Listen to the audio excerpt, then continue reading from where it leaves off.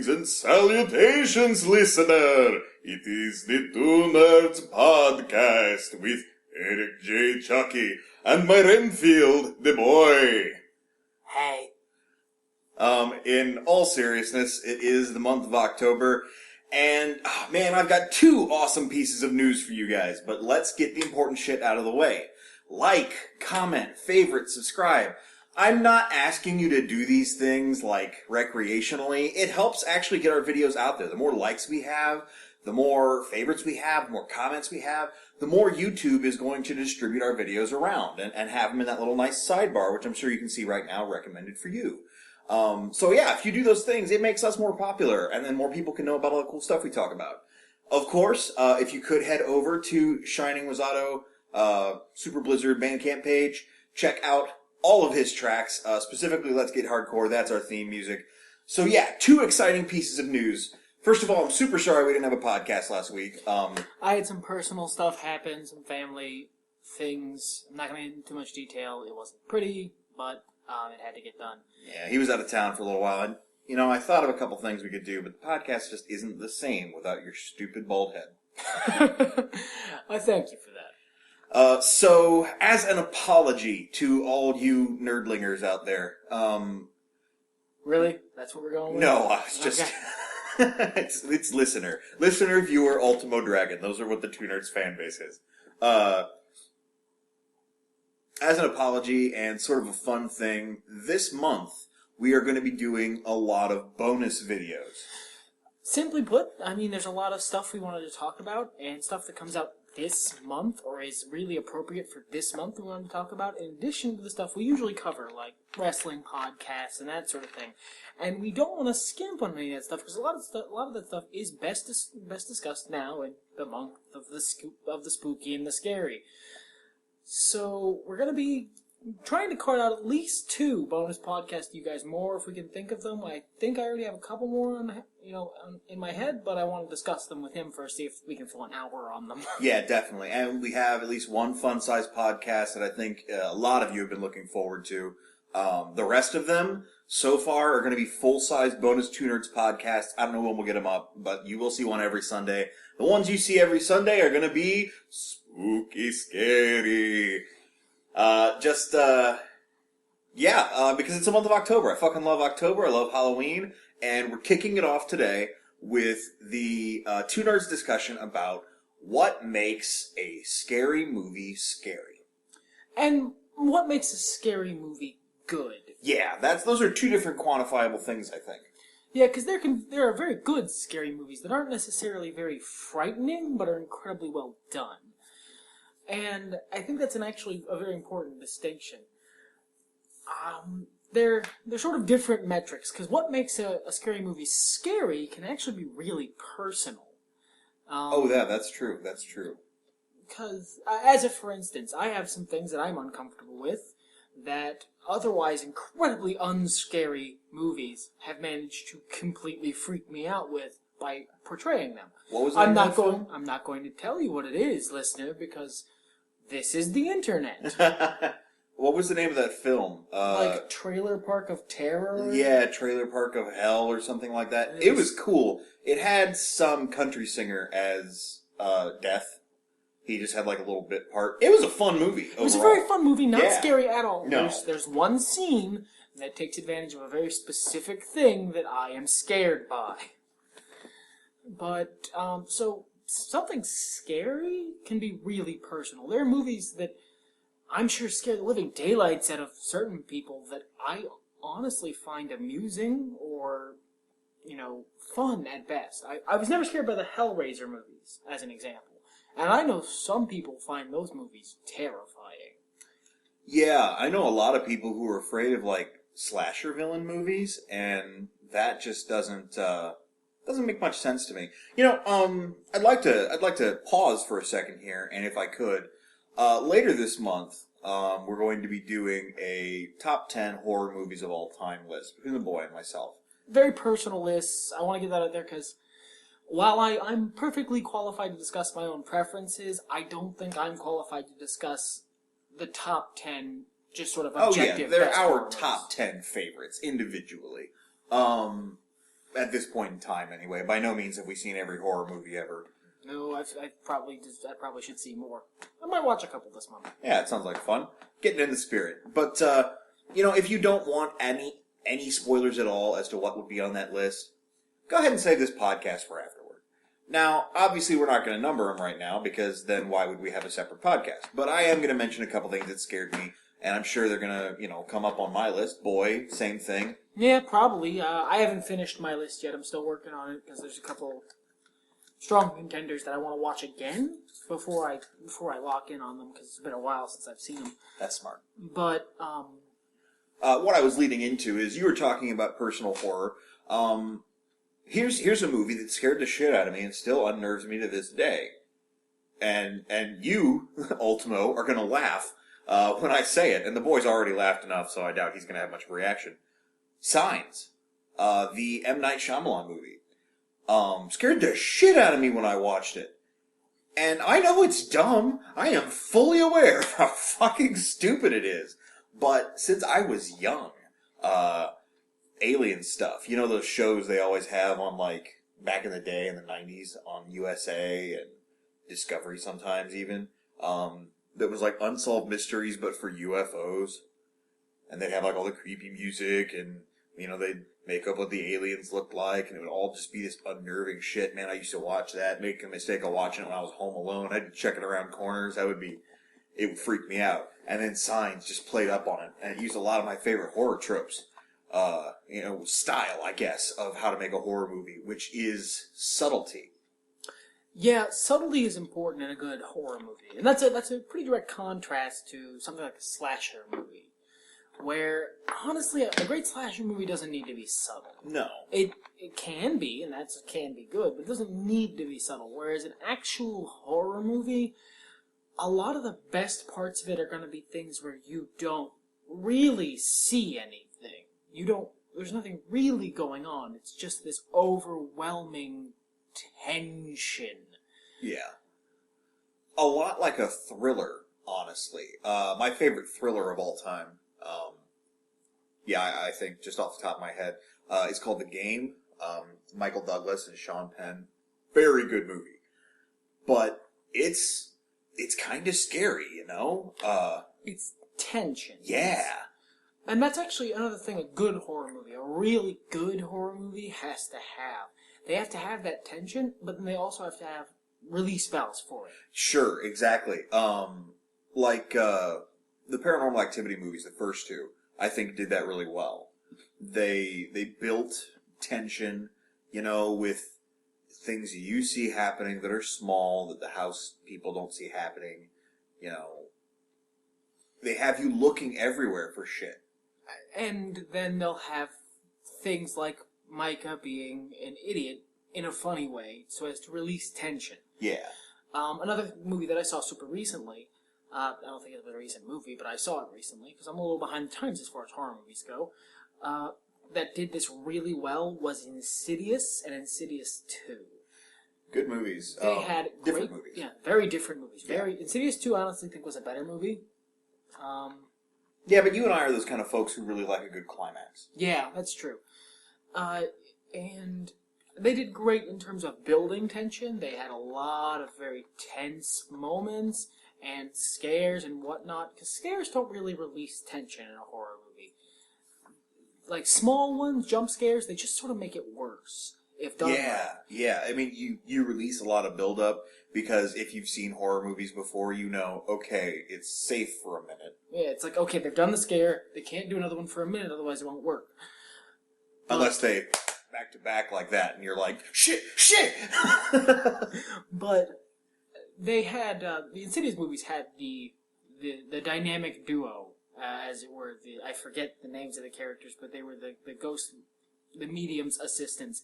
Their comedy did a lot to release tension, to allow it to build up again. Because a lot of horror movies have a problem, at least in my experience, where they don't release the tension enough, and after a while it just becomes tiring. You're not really scared anymore, you're just enduring the movie. Which is why a horror comedy can still be scary. Because just because somebody's making jokes doesn't mean shit doesn't get fucked up. I think Army of Darkness might be going a little far, but the original Evil Dead had its funny moments. Army of Darkness is a comedy horror. Right. It's a comedy with some horror elements. Or perhaps better is Cabin in the Woods. Yes, Cabin in the Woods is a great example of a scary movie. Very Scream in that it's very meta with what it's doing. Right. It's playing with a lot of the tropes the genre's built on. But it has tension building, and it also has tension releasing moments. Scream is another great example of that. Yeah. I wouldn't even call Scream a horror comedy. I'd call Scream a horror movie with funny parts. Yeah, Scream's not afraid to be funny. And I think the line is,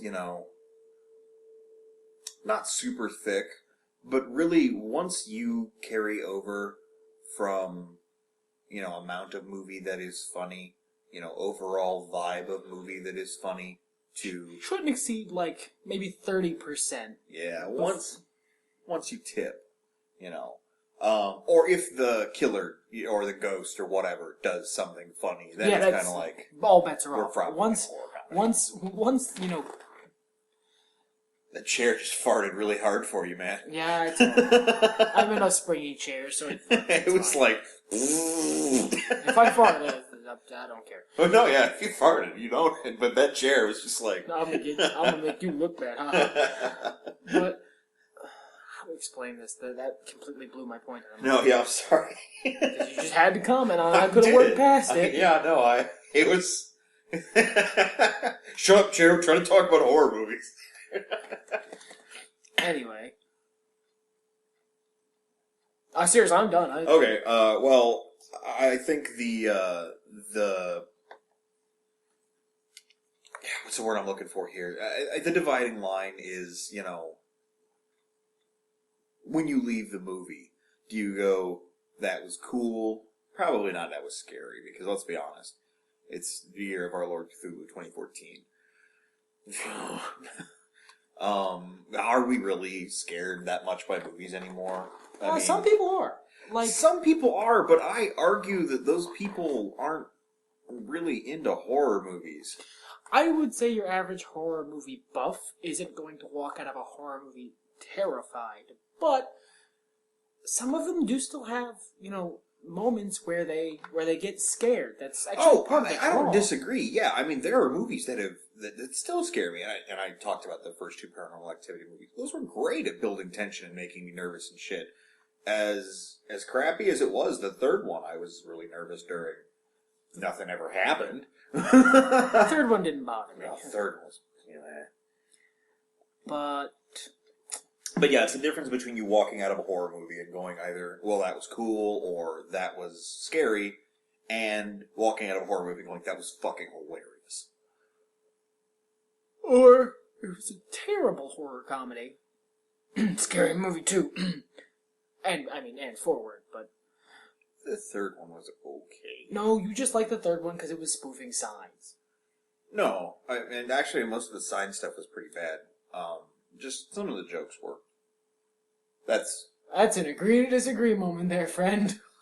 I don't know. I haven't seen it in a long time, because why would I? Me neither, but I don't need to. Well, no, yeah, that doesn't bear revisiting. But that's spoof comedy. I don't know if the Scary Movie series has ever been scary, unless testicles frighten you. Yeah. Ooh, ball sack. Ooh. I keep trying to make points, you keep blowing them out of my brain. You talk. I'm sorry. Maybe you should, we should develop a hand sign.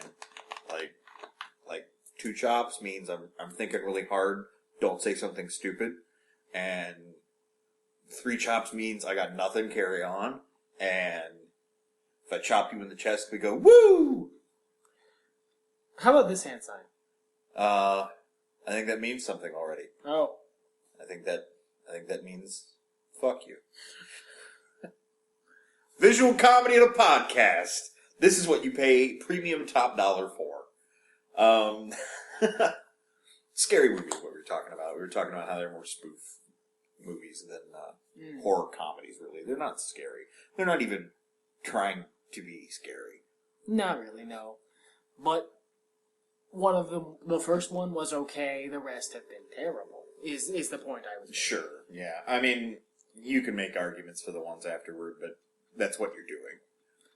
Anyway, like, back to what we were talking about. Yeah, back to what we were talking about. Brief joke that you had to drag out and beat to death. What good is a horse if you can't beat it to death? That's what I say. So, yeah, you're right. What makes this scary movie scary is going to be largely personal. And it's going to be, it's going to require you have that cadence, that tension building, and then little release, and then tension building, and then little release. I find not quite as much as a game, but still in a horror movie, you need to have a certain amount of good ambiance. That atmosphere. You need to set with good sounds. And I don't mean Foley. I mean, okay, shitty Foley is going to ruin it. Shitty Foley will ruin any movie. Pretty much. Except for Hercules' Legendary Journeys. Shitty Foley only makes that better. Yes. No, I mean like music and... yeah, you need good music. And bad music can ruin a horror movie real fast. I don't mean to horn in on shtick, but, or name drop, because this is totally not a name drop kind of thing. But if you guys watch the Cinema Snob, there's some of the older movies from the 70s he'll talk about, where the score is just like this happy little dinky tune and someone's getting fuck slaughtered, and you have to wonder what the fuck the directors were thinking. Because this was before we were super tongue-in-cheek. The fucking 60s and 70s horror was like serious business, you know? I mean, it might have been goofy and schlocky, but it was still, No one intentionally went in shooting for camp. Yeah. They often landed at camp. Yeah, they often landed at camp, but they didn't aim for there. No. So, it had to have gone. Somebody's sitting there going, okay, we need to make a cromulent horror movie. We need a good soundtrack. I'm thinking a rag. I think that would be great for the torture scene. Just something uptimey, keep the people interested.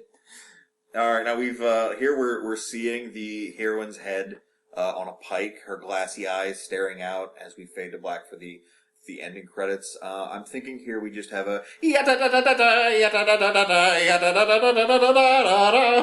Then two men in waxed curly mustaches come out on the screen and begin doing the Charleston. A more recent and less ridiculous examples, I'm sure the one you were leading up to is Insidious, actually. Lemon and a couple other recent last few years horror movies. The One in Black comes to mind. A couple others. Insidious was probably the most blatant example. Because it was kind of doing it on purpose. It was doing it completely on purpose, and it didn't do it during the movie, which I think is an important point. But in the opening scenes of Insidious, it had probably the clearest, best example of a recent trend in horror movies. That I almost think, at this point, since the rest of the movie was almost completely devoid of this, Insidious was doing as an intentional sort of take that to other horror movies.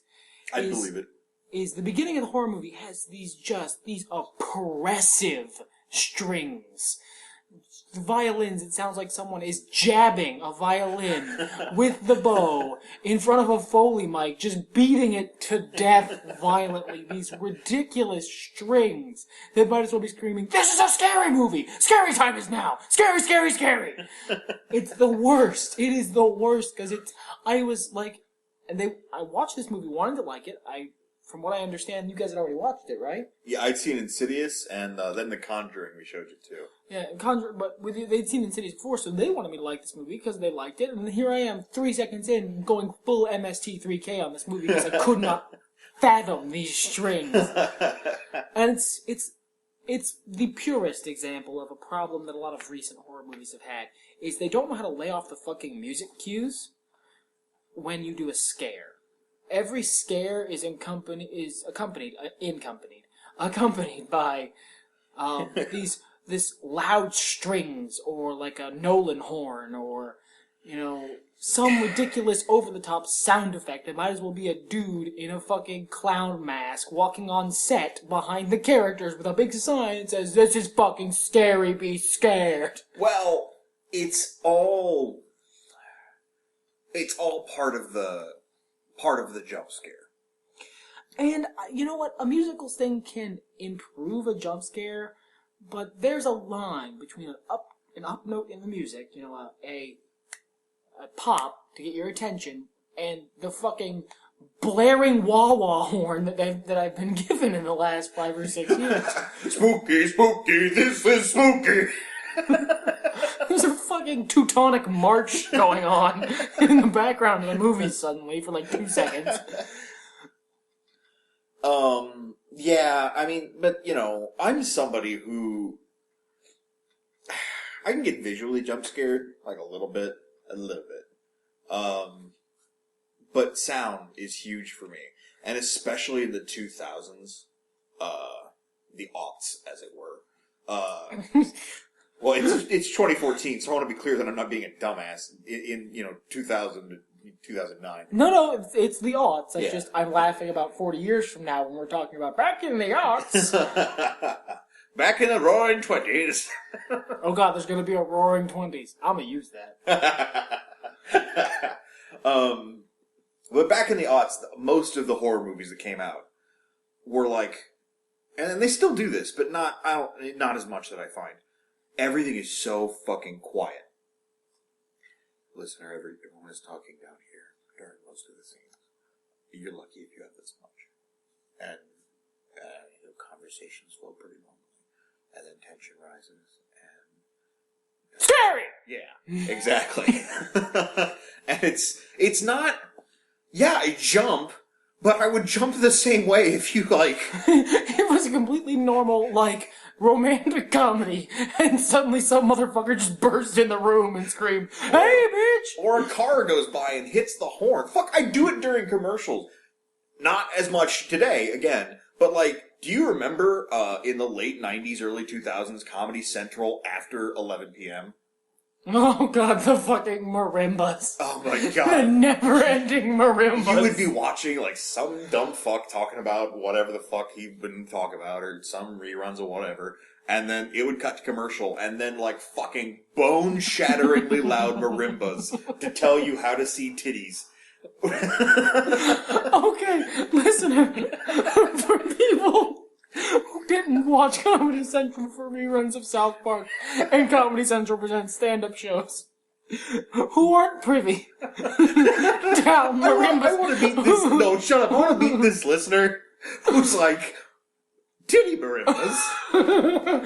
Go on. How might titties be connected to marimbas? Say. Okay. In this particular time frame, the Girls Gone Wild franchise, if you don't know what it is, Google it. It's a boobies movie. It's a boobies movie. Was very, very popular, you understand. And they had a very specific Mardi Gras-esque themed commercial. And Caribbean, and, they would... They utilized marimba drums to, let's say, get your attention. Unfortunately, a lot of cable networks and a lot of main TV networks mix their commercials at a different volume than their shows for some god-awful reason. So, because the commercials are supposed to grab your attention. That seems They're like the trying right to sell reason. a product. That seems like the right reason. It's still stupid. Because the show will be a perfectly cromulent volume. You can hear everything that's going on. It's not too quiet, and it's not too loud. And then the commercials hit, and this commercial would come on, and with its ridiculous marimbas that are likely to blow your eardrums out. And this announcer. Do you remember the announcer? I can't even remember the song. All I keep thinking of in my head... Do you remember the first Silent Hill movie when she gets so fucking scared as fuck and then wakes up to fucking Ring of Fire? Yeah. Yeah, that's what I got in my head. It's just... It's not even the same. It's not even the right instrument. It's a horn. But it's the same sort of, well, this was unexpected and unwelcome. Oh, titty marimbas. Thanks, everybody. But yeah, okay, so I would still jump and go, fuck! You know? Not to say I'm immune to jump scares. Definitely not. I have almost broken so many computers because I was like, sure, I'll find Waldo. Or... Oh yeah, this seems like, 5... Let's see, visual illusions that will blow your mind. Alright, I'll click on this. It seems cromulent. The first one. I remember the first one that ever got me. No, I think it was the 5 visual illusions now that you mention it. Yeah, that's the one. That's the screamer. I was on a website whose name I don't remember because I was smart enough to just go get the titties from the internet where they flow freely. This website offered both that and other non-titty things. Other non-breast related materials. And I was perusing the non-breast related materials because sometimes I read the articles. But yeah, I was like, all right, this is very interesting. Oh, cool, a lady. Okay, well, they're turning the picture upside down. I wonder what it's gonna... And then it happens. And then you're sad. Yeah. Or the one that had those song lyrics, like in a really fucked up font. Or the really tiny fonts. Yeah, and it's so hard you to have to get read. real close. So you're squinting, and the music is really low, so you got it really turned up, and then... And of course you're wearing headphones, because it's fucking 4 in the morning, and... If you're not wearing headphones, you're gonna get in trouble. So... Yeah, I remember the first one that ever got me. The first one that ever got me was actually a website name I do remember. It was very late. I was just opening image files, just looking at them. I was browsing an image board. No, not for the titties. It was for the articles. And I happened to click on a file that I did not realize was a GIF. Oh yeah, no, I learned that one pretty quick. So that happened, and from there on out, we began checking the file extension before opening the thing. And it's gotten to the point for me that if it's just visual, it usually doesn't bother me. Like the most you'll get is a thing. I have been startled. But they don't really. The visual ones don't really bother me. But audio gets in my fucking head, man. And I realize this is kind of going into what makes a video game scary. Which we've got a whole fucking hour to fill for. Why not? So why not? Recently, I downloaded the ever-popular Five Nights at Freddy's. If you guys haven't heard about this, there's plenty of YouTube Let's Plays you can watch. Or it's $5 on Steam, go buy it. If you're a person who scares easily or has a heart condition, I would not suggest buying Five Nights at Freddy's. No, don't blind buy it. But if you're like, what a scary thing, alright, I'm game. And really all it is a series of jump scares that you access by fucking up. If you do your job right, you don't get as many. You still get some. But, the atmosphere they set is so good. I watched several Let's Plays of this game. To the point that I know the cadence. I know the jump scares, okay? And I finally downloaded the game, and I'm like, alright, let's do this. First of all, the game is way harder than any of those motherfuckers make it look. Like, I'm laughing and watching them and going, ha ha ha, your resource management is lacking. You should manage your resources better. I'm sitting there playing going, alright, great, now I'm fucked. I am fucked and I still have so much time to get through the game. Shit.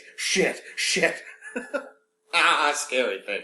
He's, going you went full armchair quarterback, did you? Oh, yeah, well, I mean, you're like, well, what are you doing? You should be doing this thing. Why isn't your head in the game? Oh, because when you're in the game, it's not... Your head is in the game, that's the problem. Yeah, there's creepy noises. But anyway, it is those creepy noises. I mean, there's shit that... Yeah, but again, that's subtlety. It is. It's subtlety, and it's atmosphere. It's ambiance.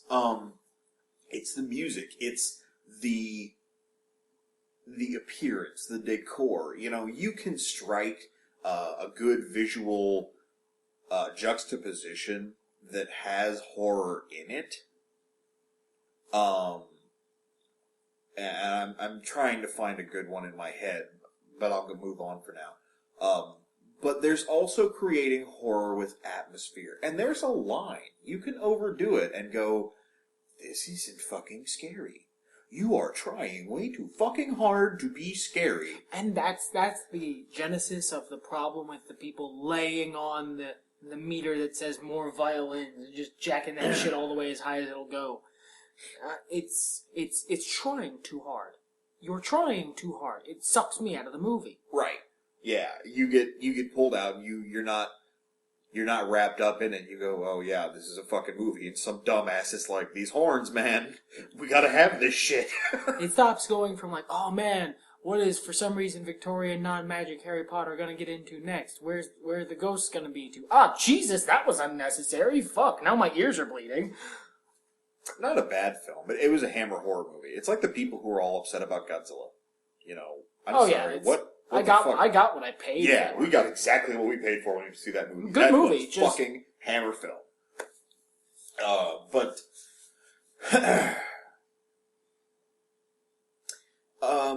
you know, I hate to keep coming back to the same movies. Well, there's a whole bunch of other movies that have been scary. Yeah, but movies that do it right, that do it really. You know, let's try.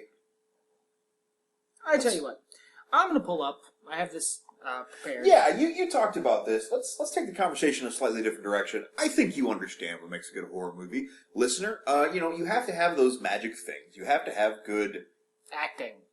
Acting helps a lot. People have to be realistic. So yeah, you have to have good acting, but that's any movie. You have to have good atmosphere. You know, it has to hit that sweet spot. And good tension management. Yeah, good tension management. It doesn't necessarily have to be jump scary. You don't have to go for that. But if you do, you have to be super careful about it. You want to hit the sweet spot. You don't want to go too far, and you can't go too weak. But you had a list. All right. This is, according to IMDb, so, you know, mediumly accurate, I imagine, the top U.S. horror titles, top grossing. Let's start at 10. Let's go down to up. All right. 10, Paranormal Activity. That's a good one. I mean, we're talking it up as well. It's a good horror movie. And it shows that it doesn't have to be complex, because these are very simple concepts. Oh, yeah. Paranormal Activity is essentially a bunch of medium quality cameras, to low quality cameras, and 2 actors and some chicken wire. Yeah, but, you know, the actors are what really sell it. You know, those people seem like real people. Those people make the same stupid mistakes that a real person would make in that situation. Some real people. Well, not all of us are going to bring a Ouija board into a haunted house. Yeah, if you're inundated into the occult, you know what to do and what not to do. But also, when people do those things, you go, no, God, no. That's our get out of the house. What are you doing? Don't go in the fucking basement. Girl, he gonna kill you. Yeah, when someone's like, you know what we should do? We should try and anger the ghost. Oh no. You know what we should do? We should open a giant fucking spiritual door and let the ghost come out of it. Don't what? No, why? So, we've talked about that. It's a very simple movie, very well done. Our cat has decided to attack things. Now is the time in which we breakdance. Yeah, according to him at least. Number 9 is The Grudge. Another good movie. Another very good movie. Not a movie that stuck with me, to be honest. I know I've seen it, but it didn't... I know it's good. I remember thinking it was good at the time. But I just don't... It didn't stick with me. It didn't attach itself to me. It was that sound for me, man, for years. Until, like, the last 2 years. That noise scared the bejesus out of me. Tiny yellow and black Christs flew out of me if someone made that noise. Christs? Christi? Okay, number 8 is one that I'm pretty sure was just misfiled, because this was not a horror movie. What do we got? Ghost Rider. It's got Ghost in the title. Yeah, but it's not a horror movie. Also, Well, no, that movie actually, made money? Ghost Rider, the first one, have you seen it? Yeah, dude. There's all kinds of crazy jump scares in that film.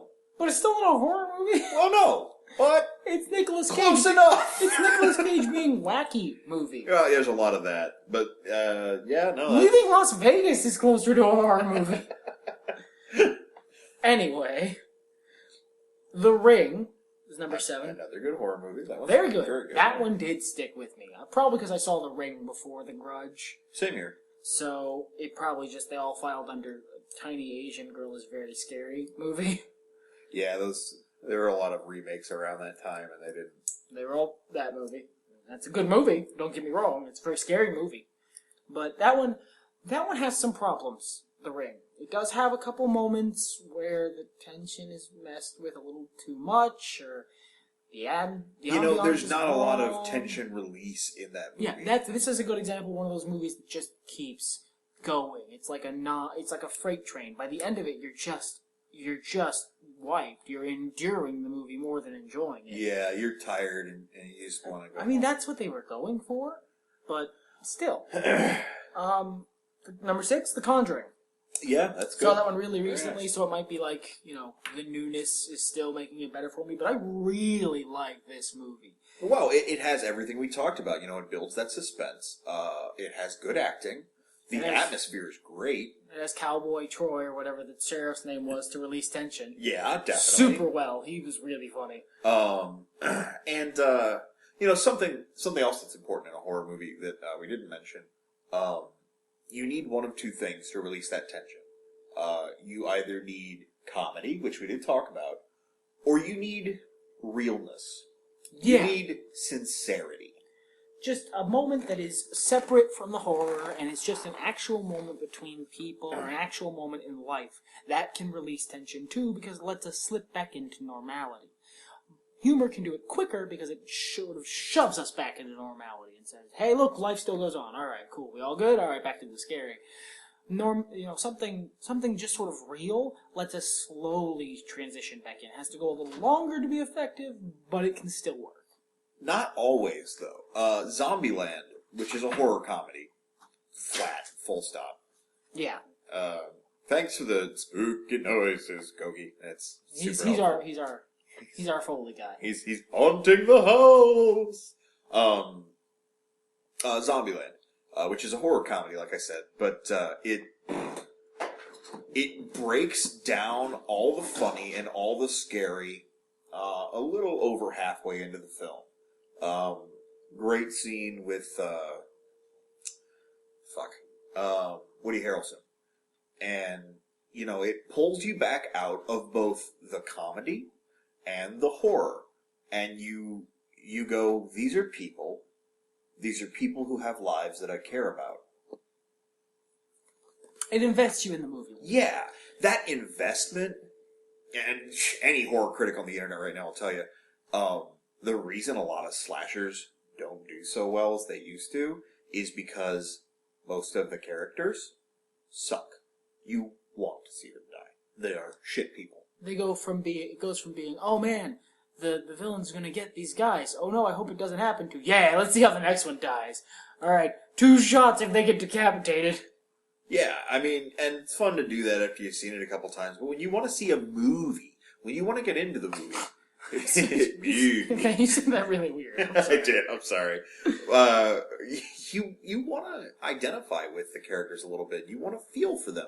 You don't want them to die, but you kind of do. And I think the remakes of Texas Chainsaw Massacre and Friday the 13th did that really well. Still haven't seen the remake of Friday the 13th. No, I saw that one. I haven't seen the remake of Halloween. No, which is a sin. I just never happened to have it. Then there was another movie you were talking about, another remake that was on my brain. I'll get back to it. Yeah. Anyway. Yeah, well, let's get back to the list here for a second. Because it's a good list. A good way to fill a little time, talk about what does and doesn't make a movie good. Definitely, I agree. And this is what people think. I mean, This is IMDb, this is aggregate. This isn't stars. This is money. This is what brought people to the theater. We can look at stars if need be. But this is what put asses in seats. And in the end, that's what matters. That's what they're going to make more movies for. Oh, I'm so scared! Jesus, Gogi, calm down. He's like, it's the nighttime. Fuck the sun. Let's play. Number 5, in the top 5. Yeah. The Blair Witch Project. Do you see this in theaters? No. Right. No, let me tell you the fucking story here, alright? Alright. I wasn't really into horror yet. Hey, okay, this is fun fucking story time with Whitey. I had a sheltered childhood. Boy and I are basically polar opposites here. I had a non-sheltered childhood. You were watching Hellraiser when you were, what, 7? I saw it when I was about maybe 8, 10. Yeah. But I didn't see a horror movie until I was 13, 14, 15? 14 or 15 sounds about right. I liked horror stuff. I loved Halloween. I had been listening to Rob Zombie by this point, but I'd still never seen a horror movie. Part of it was that, my mom didn't really want me to be exposed to that kind of stuff. I was her first child, so you know how that goes. Part of it was, I didn't have friends. So, there weren't a bunch of guys going, dude, I got this cool movie. Let's see it. A guy gets his butt cut off. Is that how you think that friends, when small boys are around, talk to each other? Well, I imagine it's more high-pitched.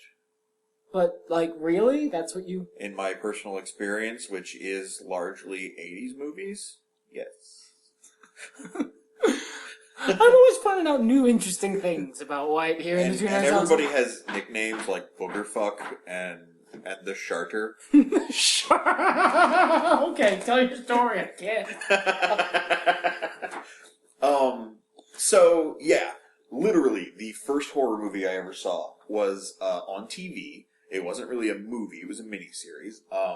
Was an interpretation of Stephen King's Tommyknockers. And it was so cool. These were concepts I'd never seen played with before. And, some of it I thought was really creepy and scary. That was creepy and scary before... before clangy and bangy. It was on USA. It was a TV movie anyway, so it wasn't like I was super scared and fucking... Because it had commercials. Alright. Super scary. Now it's time to hear about Gain. Fucking Gain, man. But it also introduced me to this world. And here I'm 14, 15 years old, man. Like the next week, or maybe even the next day, I went out and I was like, I need a scary movie. Let's go with The Shining. Oh, you lucky fucker. Right? I didn't even know it was a Stephen King-ish thing. There was no connection there. Thank you for the ish. I just went, The Shining. I've heard this is scary. Let's see what's up. And I laughed my ass off. I thought that movie, and still do to this day, was fucking hilarious. That movie is fucking hilarious. That movie is still... Beetlejuice jokes aside, I literally thought it was fucking hilarious. Alright. Just fun fact about The Shining. This is entirely separate. I just absorbed this from the internet today, as I tend to. The door scene. It was a real door. Tight. Yeah, I heard about that. Jack Nicholson was a volunteer firefighter. Yeah. He completely obliterated the prop door, so we had to put in a real door. Yeah, I heard about that. That made Kubrick very happy. Years ago. Oh, yeah. But, I thought the movie was great, and, was a real door. People could have been hurt. That was a real axe. It was actually very sharp. We didn't tell her. What we're making reference to here, if it hasn't come out, I'm a gigantic fucking Rob Zombie fan. Speaking of Rob Zombie, he's making a new horror movie. It's super gory and super scary and shit. It's called 31. Hoping for a little more Devil's Rejects, a little less, what was the one with the weird one? Lords of Salem? Lords of Salem. That was a good movie. Just, maybe don't do that again. Like, we don't need two of those. I wish he'd stuck with a lot of his original vision on that. Yeah, I read about it. That movie was a tragedy. If he had stuck with a lot of his original calls, it would have been a much better film. Yeah, I mean, if you've ever listened to the director's commentary on that one, where he talks about it, he was like, oh yeah, I was going to do this awesome thing with this scene. I decided not to. We had all this awesome footage. Man, I didn't do it. You want to talk about the dichotomy between what makes a horror movie good and what doesn't. Rob Zombie cut all the shit that would have made that a really fucking good horror movie out of that movie. In favor of... Well, not in favor of anything, just to cut it down. He was like, fuck it. Apparently the movie was super long. Yeah, it was kind of long. I'm not going to argue with that. Anyway, I can talk about that all day. 31 he is going for more Devil's Rejects, but scarier, gorier. He's going fan-backed. So if you search Rob Zombie's 31, I believe he's got, I think it's actually called fan-backed is the page he's using. It's not Kickstarter or anything like that. Go throw $5 his way and help him make this movie, because I think it's going to be fucking awesome. But, we did that, right? Yeah. Good. I wish I had more money to give, but I really don't. Yeah, I was getting to a point. Go and get there anytime soon, or should I pull the reins over while you... Why don't you talk for a second, and I'll try to figure out what the fuck I was talking about. I remember the remake that I was talking about that wouldn't come to me. The new Amityville Horror. With Ryan Reynolds. That. Yeah, with Ryan Reynolds. Yeah, that's a really good one. I love that movie. I really think that's a very good horror movie. It's probably going to end up on my list, to be completely honest. Platinum Dunes makes really good horror remakes. They did the Texas Chainsaw Massacre remake, too. And I know it got some shit. It gets shit because Michael Bay's name is attached to it. You could get the greatest actors, directors, puppeteers, ninjas in Hollywood, and they could make a fucking movie, and Michael Bay could throw $50 at them to get a producer credit. And if it was big enough that anybody knew about it, the internet would shit on that movie without even watching it, because they don't like what Michael Bay did with the Transformers series. Okay. And he made a couple dumb movies before that. But who really gives a fuck? I mean, you're accurate. You're being correct. But I love that movie. That movie's incredibly well done.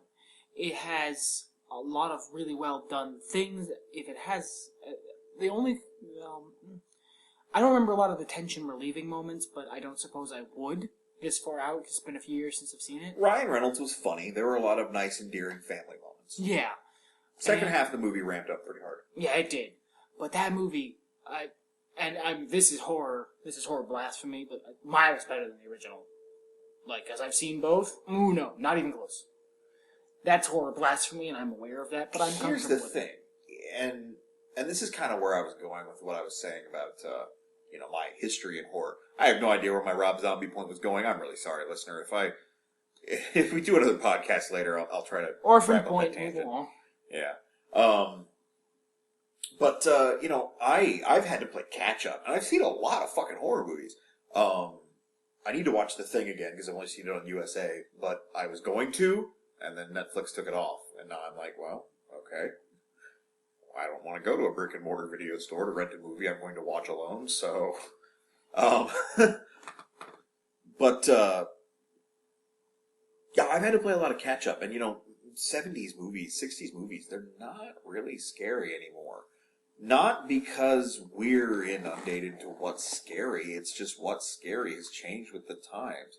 Fucking original Texas Chainsaw Massacre also made me laugh my fucking ass off. Yeah, that movie's just funny. And that was still early.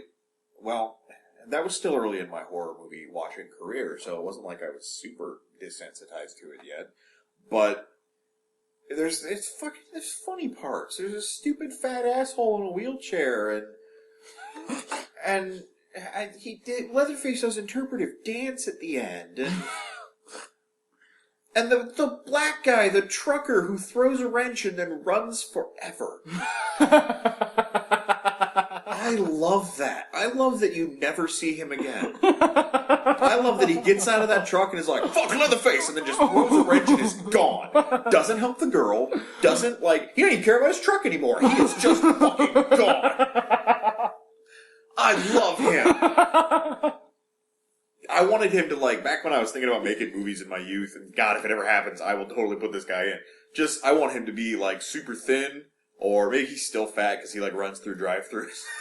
I want him to still be running to this day. I want to track down that actor and be like, dude, I need you in my movie. I need you just to run for, one scene. Completely unrelated to the movie, doesn't even, in the background, just run by. Can't talk Leatherface. But they're not fucking scary. They can build suspense. You can see what they were going for. I remembered the Rob Zombie point. what we were talking about, the whole hatchet thing, that's House of a Thousand Corpses commentary, Devil's Reject commentary. If you haven't watched Rob Zombie commentary on one of his movies, do it. Not just because I'm a huge-ass Rob Zombie fan, but he's fucking... hilarious. Yeah, and not like... No, he's not joking. No. It's just that he happens to be saying really funny shit. He is so fucking real with his words, and so unguarded. There's a scene toward the end of House of a Thousand Corpses where the surviving character, Mary, is about to get attacked by a giant dude with an axe in a mask. And Rob's words, and this is not the first time he said something like this during this commentary. Rob's words are, yeah, he came at her pretty hard, and that mask was pretty hard to see through. That was a real axe. It's really sharp, as you can see going through the wood there. We didn't tell her. Probably should have. But it worked out alright.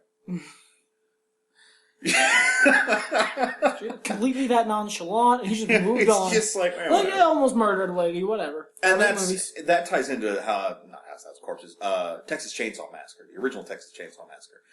That movie's got a lot of scary ambiance for the 70s. But half of that movie, half of the scary shit in that movie is like Kubrick levels of real.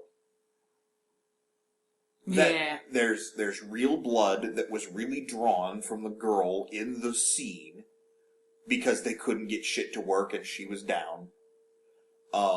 There's a scene where she just fucking breaks down in the truck stop. And she breaks down because they riled her up. They scared the fuck out of her. I think she got some bad news as well. And they just fucking mentally tortured her. Not like in a mean way, but like to method, you know? Just to get her in the zone. Yeah, she was like, I need to do this. I need to get the reels. Tape me being fuck scared. She was hardcore. She was a trooper. I don't remember the actress' name off the top of my head, but, good on her. She was an amazing performance in that movie. Like, the only good thing in that movie in terms of, actually acting. good. Yeah, not like fake good, not funny good. But,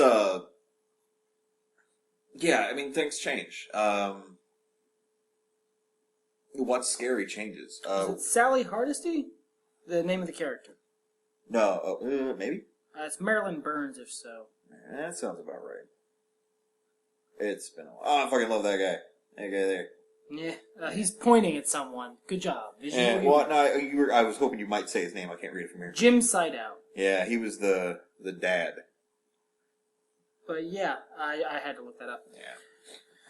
But so yeah, what's the next movie on the list? Next movie on the list is again a weird transplant that doesn't belong there, except for maybe one scene.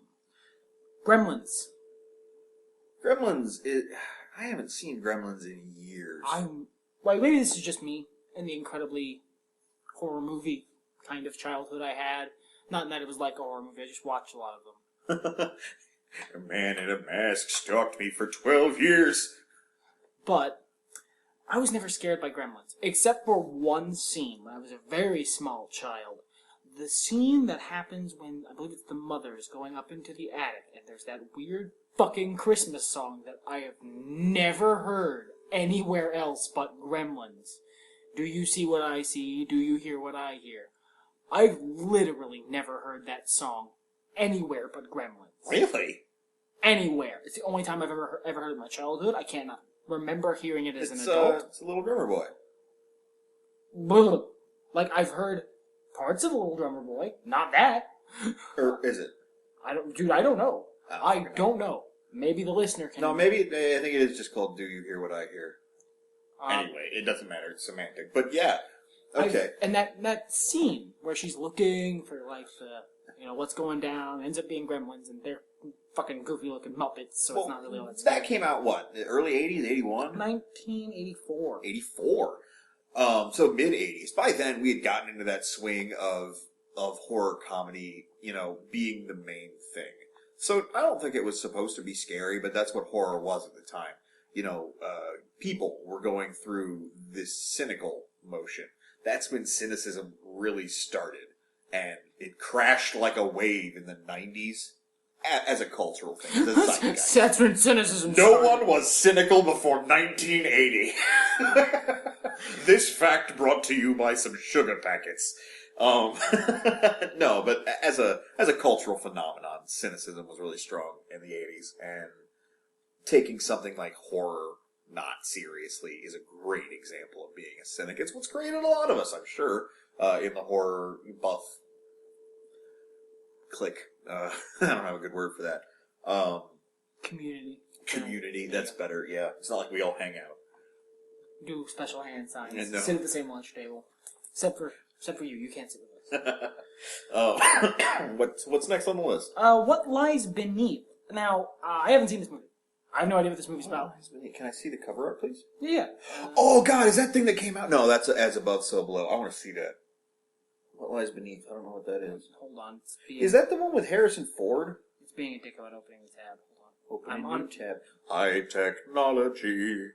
Alright, so it is this Yeah. side of a tub. Yeah, scroll down. I think it's got Harrison Ford in it. Top billing, Michelle Pfeiffer, Catherine Town, Marina Otto, James Remar, Harrison Ford as Norman Spencer. I've never seen it. A wife of a university research scientist believes her lakeside Vermont home is haunted by a ghost or that she's losing her mind. It's got decent ratings on IMDb. I have literally no idea what this movie's about, so I don't want to talk about it. I've heard it's okay. I've heard it's overrated. But it's not bad. At all. Next on the list is Fatal Attraction. A horror movie? No, it's one of those that seems to have been misfiled. It's categorized as drama, horror, and romance. I mean, it's a thriller, sure, but... I would say it's a thriller. I really wouldn't call it a horror movie. I don't think that would be accurate, to be honest, but that's what's on the list. Yeah, Then that's the number 2. The number 1 depresses me. Yeah. Because this is very rarely. I'm very sure of my own opinions about stuff. I don't think I've made that any secret here on the Two Nerds podcast, listener. But I generally don't shit on movies for being popular. I do occasionally shit on people who go to terrible movies. I think this is going to be one of those times. Why did you all go see World War Z? Why did you do that? You as a culture. I didn't. I saw that when I could get it. We rented it, I believe? We either rented it... No, I think it was on Netflix. It was on Netflix, so I didn't even pay HBO anything. Go. I didn't even pay anything extra for it, I don't believe. It was... Oh, the movie was fucking awful. You were trying to defend it at me. It was boring, and that was his biggest sin. It was fucking boring and ridiculously predictable. Here's the thing about zombie movies. And this is even putting aside that it's so fucking far removed from the source material. That's putting that shit aside, because we knew that going in. And we were like, whatever, okay, let's just watch a fucking zombie. I really loved World War Z, the book. Yeah. I did. This shit is just not that. No. Just not. But that's fine. It doesn't have to be. We went in going, fine, whatever. We'll watch this as a separate fucking entity. It's awful. A, it's fucking boring. B, shit happens for no reason other than to create artificial peril. It's bad movie writing. C, shit happens to get the protagonist out of that artificial peril for no reason other than to keep the movie going. It's no ridiculous. reason other than he's Brad Pitt and we're not killing off Brad Pitt. It's ridiculous Deus Ex Machina level shit, too. It's awful. Awful fucking writing. I mean, like, Final Fantasy X bad writing. Yeah, no, that seems fair. No, wait. 13 is what I was thinking of. But regardless, 10's bad too. 13 maybe going a little far. I don't know. Didn't he fall out of a helicopter at one point and was fine? No. He fell out of a plane and was mildly injured. The plane fell out of the sky. Was his jacket scratched? He had a stab wound. Okay, he sold that for all of 5 minutes. Yeah, that's important. Calling it like a wrestling match. He doesn't know how to sell an injury, that Brad Pitt. Shit. Brad Pitt's a great actor. Yeah, that's the thing. That was a phoning it in movie. That's the thing. Brad Pitt's an amazing actor. He's really, really fucking good.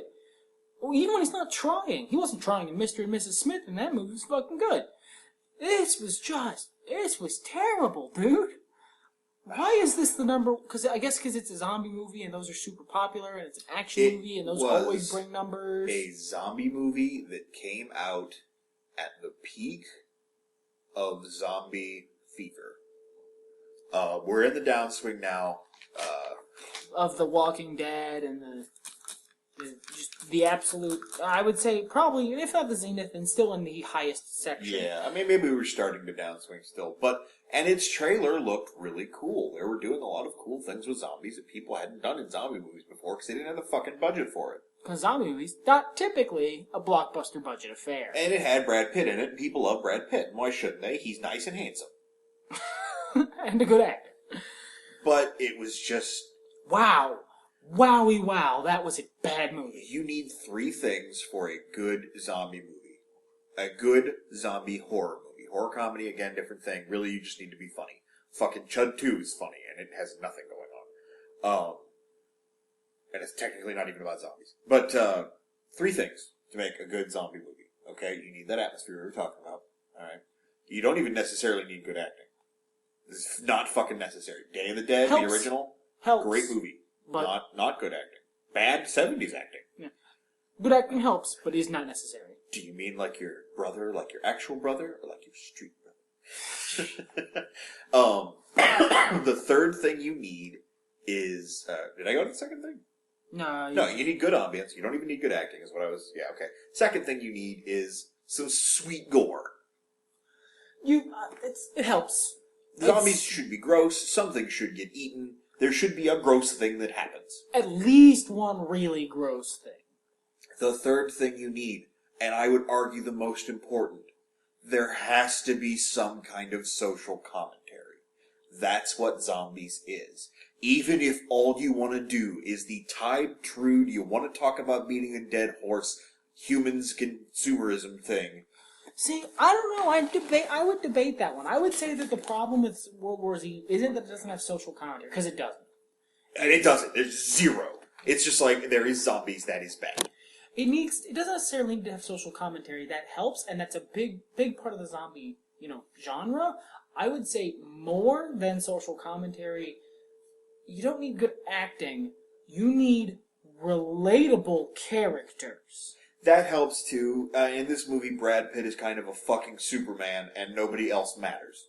And you can do that if there was other characters who matter in the movie. You can have a Superman. That's fine. That's doable. You can have the best guy at the zombie apocalypse. Notably, like Zombieland has Woody Harrelson's character, who's just the best at zombie apocalypses. He's really good at them. You can have that guy. That's fine. You also need to have someone who is affected emotionally by the goings-on. Well, and that's kind of the social commentary thing. Maybe I'm lumping that in together, and maybe there needs to be 4 things. No, there needs to be 3 things, and one of them can switch. Yes, we're over, listener. We'll wrap up the podcast talking about zombies. Because zombies are such a staple of horror movies, and we've seen so much bad zombie shit lately that it deserves to be mentioned. If you're not going to do zombies as social commentary, you need to have the movie not be about the zombies. It needs to be about the people in the zombie apocalypse. That in and of itself is kind of a social commentary because people will never, ever, ever, ever, ever put their stupid personal bullshit aside, even when stuff is eating them. I don't know, dude. That's stretching. It is stretching it a little bit, but that's also kind of what I meant there. I and my friends used to write simple movie scripts, and we did one where it was a zombie movie in a house, and there was supposed to be some sort of treasure there. Not like a chest, but, something valuable. Yeah, something valuable. It wasn't that bad, is what I'm saying. Here is a chest full of gold. Golden doubloons! The ninjas hid there. I don't know. If it had been actual doubloons, I think they might have had something. But, despite the zombies and despite the fact that nobody really had any reason to get at each other's throats, greed drove them to Treasure of the Sierra Madre. Yeah, exactly. But with zombies. You need either that or you need the zombies to be the social commentary. Your movie needs to have gravitas. And just zombies biting people, just a scary thing is coming at us, is not gravitas. You're not you're not even trying, I suppose, is what I'm saying there. You're not even attempting to have... You've turned... World War Z's problem, its essential problem, is that it turned zombies into a Roland Emmerich-style disaster. Yeah! I was actually thinking the same thing. I was going to make a comparison to 2012. It's just this nebulous, unimportant, uninteresting, really, thing that's ending the world, and our rugged, handsome protagonist must find a way to save the world from the thing that's ending the world. It's the day after tomorrow. It's 2012. It's these big Roland Emmerich set... I keep mentioning him because he's like the king of this. It's these big set Does anyone else fucking do these kind of movies? Occasionally. Yeah, I think Deep Impact or Armageddon, one of them was him, one wasn't, I don't remember which. Yeah. But it's... And that's fine. It would make a fine disaster movie, and honestly, looked at through the prism of just a disaster movie, it's a fine, boring film. Just boring, really. Just boring. Not really anything. No more or less ridiculous than The Day After Tomorrow, which was also bad. But it's a zombie movie. The zombie movie genre requires different things. There's a reason that they came up as a low-budget thing, because it's a great way to tell personal stories. Social commentary and personal stories. Yeah. Brad Pitt's story is only barely in that movie. Barely. He's relatively concerned for his family. And that's about the only personal stake he has in the goings-on. There's not even the wacky kind of stuff that you usually get with a Roland Emmerich film, where, there's goofball characters and slasher style. There's some asshole that Roland Emmerich doesn't like, who is totally Siskel and Ebert that you want to see die. Or like The Cold Comes to Get You. And it's you don't even have... Brad Pitt wasn't even that hero-y. He wasn't fucking Will Smith. No. Oh, God. If that had been like a Will Smith doing his hero bit, if Brad Pitt had been putting on the full action hero, I'd love that movie. Because that's fine. You know what? I would take zombie-style disaster movie, apocalypse. Zombies are just the bad guys. There's no commentary. There's no personal stories. Give me fucking Sylvester Stallone, Jason Statham, or Arnold Schwarzenegger in his prime as the main character, just hamming it up being an action hero. Sold. 100%. I will love that film. Yeah, that'd be fine. Because you gotta pick a fucking theme, man. That's it. Pick a movie to be. I'm out of things to say. About that particular subject. Yeah, well, it's about time to pack it in and wrap it up. So if you like this podcast, if you want to hear more of our opinions, you can always watch our other podcasts. But if you want something specifically spooky, please continue to listen all through October. It's going to be fucking fun. Free listener, he's going to keep doing that spooky, scary joke. He loves it. Well, I just said spooky that time. I'm trying to mix it up. I don't want to be stale. That's fine. I'm just warning them that if they don't like it, they need to... I could say spoopy. That's the thing on the tumblers right now. Don't do that. All right. So, yeah, you want to... Do you want to get hit? Go? You want to go? You want to go? We can go. All right. All right, good. Let's go. All right. Well, let's close the show then. Okay, then. Well, everything's better when nerds talk about it. Let's go. Yeah. Fuck it, let's go!